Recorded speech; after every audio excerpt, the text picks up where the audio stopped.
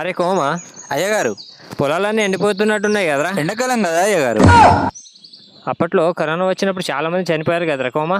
అవునండి బాబోయ్, అసలు ఎందుకు చనిపోయారో మీకు తెలుసా అండి? ఏందిరా నువ్వు నా మీద సెటిల్ వేస్తున్నావా?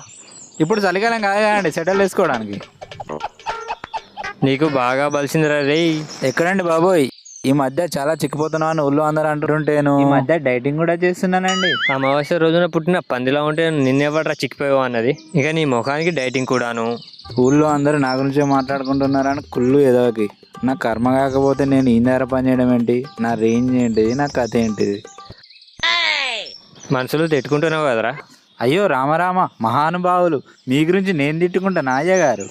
నీ ఏసాలు సర్లే కానీ ఏదో మాట్లాడుతున్నాం, ఎక్కడ ఆపాం? 10 అడుగుల వెనకాపాం అయ్యగారు.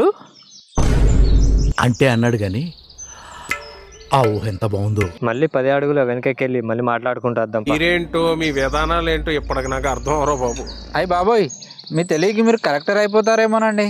కలెక్టర్ కావాలంటే 10వ తరగతి పాస్ అవ్వడం కదరా. మీరు 10వ తరగతి కూడా పాస్ కాలేదా అయ్యగారు? అదృష్టవశాత్తు కాలేదురా. మన ఊళ్ళో అందరికంటే ఎక్కువ చదివింది మీరే అని అందరూ చెప్తుంటారు కదా. అది ఉన్న మాటే కదరా. అసలు మీరు ఎక్కడ వరకు చదువుకున్నారండి? 3వ తరగతి ఫెయిల్ రా కోమా. అరే కోమా, నువ్వు చదువుకున్నావారా?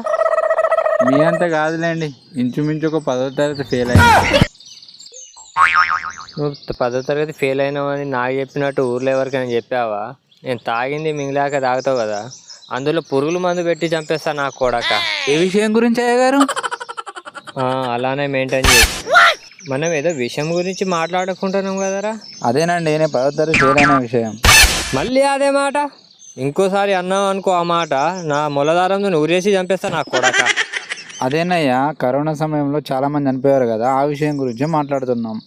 అదేరా, నీకేమైనా తెలుసా ఎలా చనిపోయారు అనేది? తెలీదు అయ్యగారు.